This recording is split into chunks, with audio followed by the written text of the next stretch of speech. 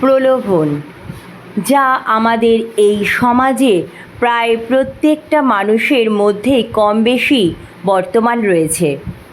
তা সেটা অর্থের প্রতি হতে পারে কিংবা কোনো বিশেষ জিনিসের প্রতি হতে পারে। আর এমন এক নেশা, যে নেশা তথাকথিত ভালো মানুষকেও মুহূর্তের মধ্যে খারাপে পরিণত করতে পারে। কিভাবে সেটা জানতে হলে ভিডিওটি সম্পূর্ণ দেখার অনুরোধ রইল। এক সময় একটি গ্রামে একজন জ্ঞানী সাধু তার শিষ্যকে সঙ্গে নিয়ে বসবাস করতেন।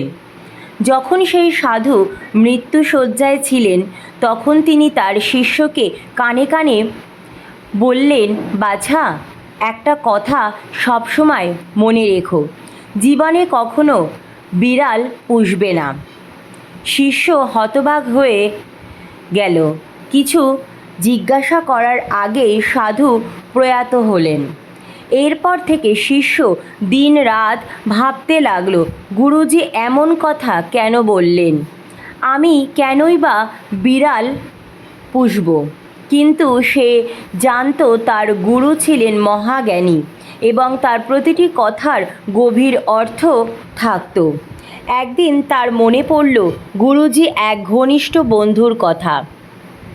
সে তার কাছে গেল এবং গুরুজির উপদেশটির কথা জানিয়ে তার মানে জানতে চাইল।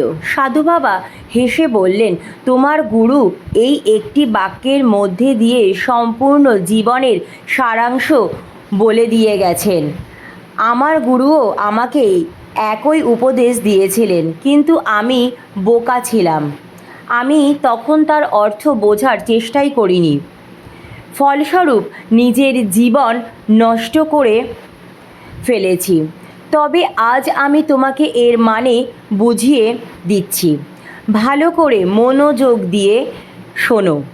যখন আমার গুরু বলেছিলেন বিড়াল পুষুন, তখন আমি তা আজকের কথা ভেবে কোনো গুরুত্ব দেইনি।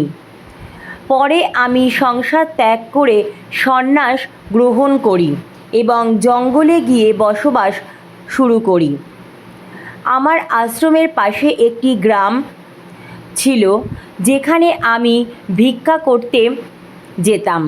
কিন্তু যখন আমি ভিক্ষা করতে বেরিয়ে যেতাম, তখন ঘরে ইঁদুরেরা আমার জামা কাপড় কেটে দিত। সন্ন্যাসী হিসাবে আমার কাছে খুব অল্পই জামাকাপড় ছিল। আমি গ্রামের লোকেদের এই সমস্যার কথাটা জানালে তারা বলল, একটা বিড়াল পুষে নাও, ইঁদুর ভয়ে পালাবে আর তোমার বাড়িতে আসবে না। তাদের পরামর্শ ভালোই লাগলো আমার। আমি বিড়াল পুষে নিলাম, ইঁদুরের সমস্যা মিটে গেল। কিন্তু এখন বিড়ালের জন্য দুধের ব্যবস্থা করতে হচ্ছিল, তাই আমি দুধও ভিক্ষা করতে শুরু করলাম। তখন গ্রামবাসীরা বলল, রোজ রোজ দুধ দিতে পারবো না বাপু, তার চেয়ে একটা গরু পুষে নাও।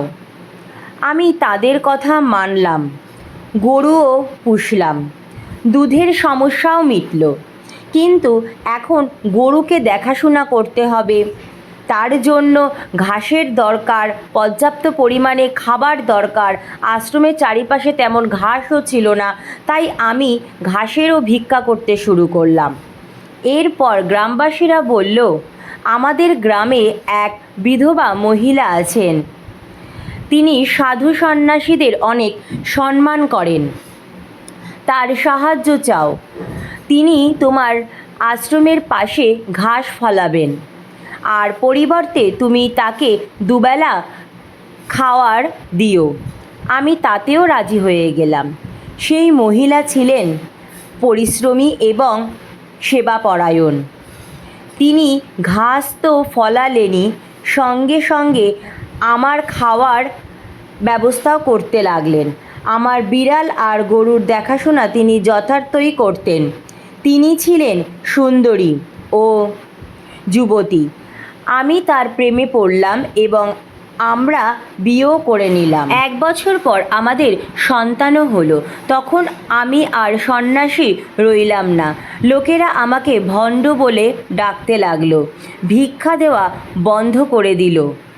এখন আমাকে আমার পরিবারের ভরণ পোষণের জন্য পথে পথে ঘুরে বেড়াতে হয়। তোমার গুরু যখন বলেছিলেন বিড়াল পুষবে না, তখন তার মানে ছিল মনকে প্রলোভনে প্রলোভিত হতে দেবে না। আমার এই গল্পে গ্রামের লোকেরা আমার মনকে প্রতীক করে, যেমন করে মন আমাদের নানা প্রলোভন দেখায়। গ্রামের লোকেরাও আমাকে প্রথমে বিড়াল, পরে গরু, তারপর স্ত্রী গ্রহণের প্রলোভন দেখিয়েছিল। আমি যদি প্রথম প্রলোভনটাই মেনে না নিতাম, অর্থাৎ বিড়াল না পুষতাম, তাহলে আমার এই করুণ পরিণতি হতো না। বন্ধুরা, আমাদের জীবনে যে কোনো নেশা, যেমন সিগারেট, মদ, তামাক বা ড্রাগ, সবই প্রথম প্রলোভনটাকে মেনে নেওয়ার ফল। মন বলে একবার চেষ্টা করো, পরে আর নয়, কিন্তু একবার চেষ্টা করার পর আমরা তা উপভোগ করতে শুরু করে ফেলি আর আসক্ত হয়ে পড়ি। তাই প্রথম প্রলোভনটাকেই শক্তভাবে না বলতে জানতে হবে। সহজ কথায় বিড়াল পুষবে না।